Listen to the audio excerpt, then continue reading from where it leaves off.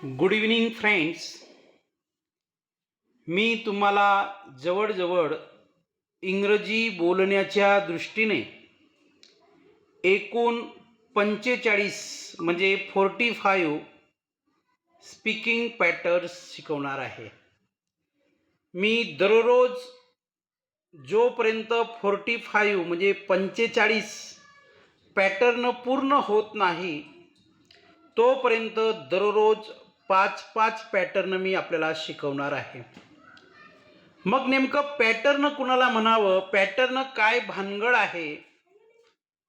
तर इंग्रजी बोलण्यासाठी इंग्लिश ग्रामरमध्ये न गुरफटता किंवा इंग्लिश ग्रामरमध्ये न अडखळता आपण पॅटर्नच्या मदतीने इंग्रजी बोलू शकतो आणि 100% तुम्ही याचं प्रॅक्टिकल करू शकता. वरती मी टायटल्स दिलेला आहे, चौवांस इंग्लिश स्पीकिंग मास्टर की मी तुम्हाला शिकवणार आहे. तर आजचा पहिला पॅटर्न असा आहे, मी आहे. मी आहे. मग नेमकं मी काय आहे किंवा मी कसा आहे? शेवटी हाय हा शब्द येत आहे. मग या ठिकाणी तुम्ही 2 प्रश्न उपस्थित करू शकतात. मी आहे म्हणजे नेमकं काय आहेत? मी कसा आहे म्हणजे नेमका कसा आहे? तर अशा प्रकारची वाक्ये जर इंग्रजीमध्ये बोलायची असतील, व्यवस्थित काळजीपूर्वक ऐका. मी आपल्याला एक्सप्लेन करत आहे, लक्षात घ्या. तर पॅटर्न नंबर 1 आहे, मी आहे. तुम्ही तुमच्या मुलामुलींना, तुम्ही शिक्षक असाल तर तुमच्या विद्यार्थ्यांना अशा पद्धतीने शिकवू शकतात आणि पॅटर्नच्या मदतीने ते लवकर इंग्रजी बोलू शकतात. तर पहिला पॅटर्न आहे, मी आहे. तर मी आहे साठी तुम्हाला आय आणि एम घ्यायचं आहे. तर मी साठी आय आणि हाय साठी एम. आय एम म्हणजे मी आहे आणि त्याच्यानंतर तुम्हाला एखादं नाउन घ्यायचं आहे किंवा एखादं विशेषण घ्यायचं आहे. विशेषणला ॲडजेक्टिव्ह म्हणतात, नामाला नाउन म्हणतात. बघा, आय एम प्लस नाउन किंवा ॲडजेक्टिव्ह हा पहिला पॅटर्न आहे आपला. पहिलं वाक्य आहे बघा, आय एम हॅपी. मी आनंदी आहे. आता आय म्हणजे मी, आय म्हणजे मी, एम म्हणजे आहे आणि हॅपी हे विशेषण आहे. आय एम मी आनंदी आहे. आय एम मी आनंदी आहे. दुसरं वाक्य आहे, I am a student. I am a student मी विद्यार्थी आहे. पहिल्या वाक्यामध्ये मी कसा आहे तर मी आनंदी आहे, पण दुसऱ्या वाक्यामध्ये मी काय आहे तर मी विद्यार्थी आहे. म्हणून आय एम हॅपी मी आनंदी आहे. तर हॅपी हे विशेषण आहे. आय एम अ स्टुडंट मी विद्यार्थी आहे. स्टुडंट हे नाउन आहे. म्हणून मी तुम्हाला काय सांगितलं, आय एम नंतर एक तर नाउन घ्या, एक तर ॲडजेक्टिव्ह घ्या. नाउन म्हणजे नाम, ॲडजेक्टिव्ह म्हणजे विशेषण. That's all. मग बघा, पुन्हा वाचत आहे पहिलं वाक्य, आय एम हॅपी मी आनंदी आहे. दुसरं वाक्य, आय एम अ स्टुडंट मी विद्यार्थी आहे.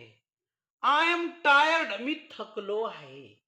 मग पहिला पॅटर्न जर तुम्हाला तुमच्या मुलामुलींना शिकवायचं असेल, तुम्हाला स्वतःला शिकायचं असेल किंवा एक शिक्षक म्हणून जर तुम्ही तुमच्या विद्यार्थ्यांना शिकवणार असणार, तर पॅटर्न नंबर 1 आय एम. मग बघा, इथं 3 वाक्य दिलेली आहेत. मी अजून तुम्हाला काही वाक्य सांगतो. I am a teacher. I am an engineer. I am an doctor. I am a collector. I am a tailor. I am inspector. I am a director. I am a painter. I am sad. I am thirsty. I am an intelligent. अशा वेगवेगळ्या प्रकारची वाक्य तुम्ही बनवू शकतात. Pattern number 2 बघा. Pattern number दुसरा काय आहे, माझ्याकडे आहे. म्हणजे एखादी गोष्ट माझ्याकडे आहे, एखादी गोष्ट माझ्या मालकीची आहे, तेव्हा तुम्ही पॅटर्न वापरू शकतात, आय हॅव. आय म्हणजे मी, हॅव म्हणजे माझ्याकडे आहे. किंवा मला आहे किंवा माझ्या जवळ आहे किंवा ती वस्तू माझ्या हक्काची आहे, ती वस्तू माझ्या मालकीची आहे. That's all. मग आय हॅव प्लस एखाद्या वस्तूचे नाव. पॅटर्न नंबर 2, आय हॅव घ्यायचं आहे सुरुवातीला आणि त्याच्या जोडीला एखाद्या वस्तूचं नाव घ्यायचं आहे. मग नेमकं आय हॅव प्लस वस्तू म्हणजे ऑब्जेक्ट. तर या रचनेनुसार, या पॅटर्ननुसार इंग्रजी कशी बोलावी बघा. आय हॅव अ मोबाईल, माझ्याकडे मोबाईल आहे. म्हणजे तो जो मोबाईल आहे ना, तो माझाच आहे. म्हणून माझ्याकडे आहे. तो मोबाईल मी विकत घेतला आहे. तो मोबाईल माझ्या मालकीचा आहे. आय हॅव अ मोबाईल, माझ्याकडे मोबाईल आहे. आय हॅव अ ब्रदर, मला भाऊ आहे. आय हॅव एन आयडिया, माझ्याकडे एक कल्पना आहे. मी असं म्हणू शकतो, I have a pen, I have a book, I have friends, I have sons, I have daughters, I have school, I have a duster, I have a mike, I have a spectacle. Spectacle म्हणजे नजरेचा चष्मा. अशा अनेक प्रकारची वाक्य तुम्ही pattern number 2 नुसार बनवू शकतात. तुम्ही जर तुमच्या मुला-मुलींना, विद्यार्थ्यांना शिकवलं ना, आय एम म्हणजे मी आहे आणि दुसरी रचना शिकवा त्यांना, आय हॅव म्हणजे माझ्याकडे आहे आणि अशा प्रकारची वाक्य त्यांना बोलायला लावा. Inspire them to speak. त्यांना प्रेरित करा हो बोलण्यासाठी. 100% ते बोलू शकतात. राइट? आता पॅटर्न नंबर 3 मी सांगतो तुम्हाला. 2 पॅटर्न आपण पाहिलेली आहेत. आता पॅटर्न नंबर 3 काय म्हणतो बघूया आपण. पॅटर्न नंबर म्हणतो की मला करायची आहे. म्हणजे एखादी गोष्ट, एखादं काम करण्याची माझी इच्छा आहे. एखादं काम करण्याची माझी इच्छा आहे. एखादं काम मला करायचं आहे. कारण ते काम मला आवडतं. त्या कामावर मी प्रेम करतो. म्हणजे it is my passion, not fashion. Passion. मला आवड आहे ना, म्हणून ते काम मला करायचं आहे. तर यासाठी पॅटर्न नंबर 3 आहे, मला करायची आहे. तर सुरुवातीला आपल्याला आय घ्यायचं आहे. आय घेतल्यानंतर वॉन्ट हा शब्द घ्यायचा आहे. WANT वॉन्ट आणि वॉन्ट नंतर टू घ्यायचं आहे.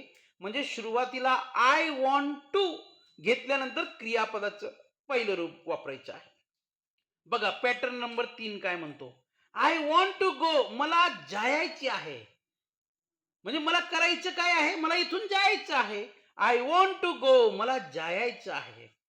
आय वॉन्ट टू स्लीप, मला झोपायचं आहे. मला काय करायचं आहे, मला झोपायचं आहे. I want to drink water, मला पाणी प्यायचं आहे. एक गोष्ट लक्षात घ्या, या टू नंतर पहिल्या वाक्यामध्ये गो हे क्रियापदाचं पहिलं रूप आहे. दुसऱ्या वाक्यामध्ये स्लीप हे क्रियापदाचं पहिलं रूप आहे.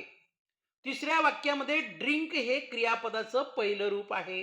म्हणून आपला पॅटर्न नंबर 3 काय म्हणतो, पॅटर्न नंबर 3 काय म्हणतो, आय वॉन्ट टू प्लस क्रियापदाचे पहिले रूप. पुन्हा once more I am trying to read these 3 sentences. पुन्हा ते 3 वाक्य वाचण्याचा मी प्रयत्न करत आहे. बघा लक्षात घ्या. आय वॉन्ट टू गो, मला जायचं आहे. आय वॉन्ट टू स्लीप, मला झोपायचे आहे. I want to drink water, मला पाणी प्यायचं आहे. पॅटर्न नंबर 4 काय म्हणतो बघा. अतिशय सुंदर पॅटर्न मी आपणास शिकवत आहे. हे पॅटर्न जर तुम्ही शिकलात तर तुम्ही तुमच्या मुला-मुलींना शिकवू शकतात. एक शिक्षक म्हणून हे पॅटर्न जर तुम्ही समजून घेतले तर तुम्ही तुमच्या विद्यार्थ्यांना समजून सांगू शकतात. पॅटर्न नंबर 4 काय म्हणतो, मी करू शकतो. म्हणजे एखादी गोष्ट करण्याची क्षमता माझ्याकडे आहे. ती गोष्ट मी करू शकतो. ती गोष्ट मला जमेल. ती गोष्ट मला जमते म्हणून मी करू शकतो. शकतो हा 4 नंबरचा पॅटर्न आहे. मग या पॅटर्नसाठी सूत्र काय आहे बघा. आय कॅन, आय म्हणजे मी, कॅन म्हणजे शकतो. म्हणजे मी करू शकतो. मग काय करू शकतो, सुरुवातीला आय घ्या, त्याच्यानंतर कॅन घ्या आणि कॅन घेतल्यानंतर जगातील क्रियापदाचं कोणतंही पहिलं रूप घ्या.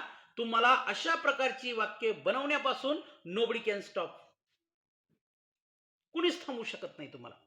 म्हणजे आय कॅन घ्यायचं आहे आणि त्याच्यानंतर क्रियापदाचं पहिलं रूप घ्यायचंय. बघा कसं. आय कॅन स्पीक, मी बोलू शकतो. आय कॅन ड्राईव्ह, मी गाडी चालवू शकतो. मग बघा, अजून आपण वाक्य मनाने बनवू शकतो. आय कॅन स्पीक, मी बोलू शकतो. आय कॅन गो, मी जाऊ शकतो. आय कॅन कम, मी येऊ शकतो. आय कॅन सीट, मी बसू शकतो. आय कॅन टीच, मी शिकवू शकतो. आय कॅन लर्न, मी शिकवू शकतो, आपलं शिकू शकतो. आणि आय कॅन टीच, शिकवू शकतो. म्हणजे मी अध्यापन करू शकतो. आय कॅन टीच म्हणजे मी अध्यापन करू शकतो.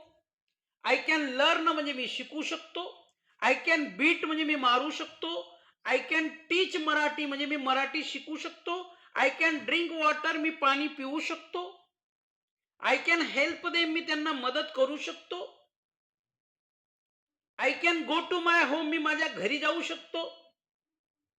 I can teach my child, मी माझ्या मुला मुलींना शिकवू शकतो. हजारो वाक्य मी बनवू शकतो. तर if I am able to make thousand of sentence, even you can have also this kind of capacity. तुमच्याकडे सुद्धा त्या प्रकारची क्षमता असते, असू शकते. Even you can make also such sentences. त्या प्रकारची वाक्य तुम्ही सुद्धा बनवू शकतात. तर पॅटर्न नंबर 5 काय म्हणतो बघा. पॅटर्न नंबर 5, मी करत आहे. म्हणजे एखादी गोष्ट मी करत आहे, एखादी क्रिया मी करत आहे, एखादं काम मी करत आहे. तर एखादं काम जर तुम्ही करत असाल, एखादी कृती किंवा क्रिया तुम्ही करत असाल, तर त्याच्यासाठी पॅटर्न आहे. I M. आय म्हणजे मी, एम म्हणजे आहे, आणि त्याच्यानंतर कोणतंही क्रियापद घ्यायचं आहे, आणि त्या क्रियापदाला चौथं रूप, म्हणजे त्या क्रियापदाला आयएनजी प्रत्यय लावला पाहिजे. मग नेमकं क्रियापदाला आयएनजी प्रत्यय लावला म्हणजे क्रियापदाचं चौथं रूप होतं का? 100% होतं. का नाही होत बघा. स्पीक, त्याला आयएनजी लावा, speaking. Write, writing. Read, reading. Listen, listening. Dance, dancing. Go, going. Come, coming. Sit, sitting. Stand, standing. असे हजारो उदाहरण देऊ शकतो मी. Give, giving. Take, taking. म्हणजे ज्या ज्या मुख्य क्रियापदाला तुम्ही आयएनजी प्रत्यय लावला, ते डायरेक्ट क्रियापदाचे चौथं रूप होतं, लक्षात घ्या. मग बघा पॅटर्न कसं आहे विद्यार्थी मित्रो. आय एम प्लस क्रियापदा, एक मुख्य क्रियापद घ्या आणि त्याला आयएनजी प्रत्यय लावा आणि अशा प्रकारची वाक्य बोला. बघा, आय एम इटिंग, मी खात आहे. आय एम कमिंग, मी येत आहे. आय एम वर्किंग, मी काम करत आहे. येथे लक्षात. म्हणजे एम नंतर इट हे मुख्य क्रियापद आहे, त्याला आयएनजी म्हणजे इटिंग. दुसऱ्या वाक्यामध्ये कम आहे, कमिंग. तिसऱ्या वाक्यामध्ये वर्क आहे, वर्किंग. पुन्हा मी ते 3 वाक्य वाचतो. आय एम इटिंग, मी खात आहे, म्हणजे एखादी क्रिया तुम्ही करत आहात, कोणती? खाण्याची. आय एम कमिंग म्हणजे मी येत आहे. आय एम वर्किंग म्हणजे मी काम करत आहे. मी हाती घेतलेलं काम संपलं नाही, ते काम करण्याची कृती किंवा क्रिया काय आहे? चालू आहे.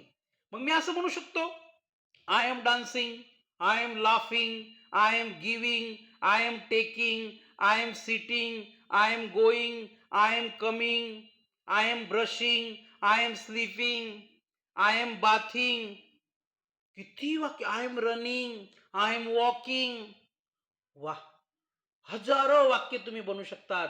मग माझी एक विनंती आहे, या येणाऱ्या उन्हाळीच्या सुट्टीमध्ये जर तुम्हाला तुमच्या मुलामुलींना इंग्रजी शिकवायची असेल, किंवा कुणाला त्यांचं writing skill plus speaking, right, हे क्लिअर करायचे असेल, तर अशा प्रकारचे पॅटर्न्स त्यांना दाखवा. आणि ज्यांना ज्यांना कुणाला या स्पीकिंग पॅटर्नची नोट्स हवी असेल, लक्षात घ्या, ज्यांना ज्यांना या स्पीकिंग पॅटर्नची नोट्स हवी असेल, त्यांनी मला व्हॉट्सअपवर हाय करा आणि ही PDF नोट्स मी तुम्हाला फक्त 50 रुपीजमध्ये देऊ शकतो, 50 रुपयामध्ये. मग तुम्हाला यदा कदाचित हसू येईल की तुम्ही 50 रुपयामध्ये ही संपूर्ण PDF कशी देणार आमच्या व्हॉट्सअप नंबरवर, आणि एवढ्या कमी फीसमध्ये का? माझा एकच उद्देश आहे, गरीबातल्या गरीब मुलामुलींना इंग्रजी बोलता यावी, इंग्रजी लिहिता यावी, इंग्रजी वाचता यावी.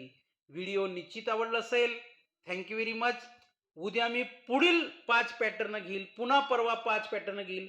असे एकूण या काही दिवसांमध्ये मी तुमचे 45 पॅटर्न्स हे क्लिअर करून देणार आहे आणि या 45 पॅटर्न्स शिकल्यानंतर you will be able to communicate in English, म्हणजे तुम्ही इंग्रजीमध्ये बोलण्यासाठी सज्ज राहणार.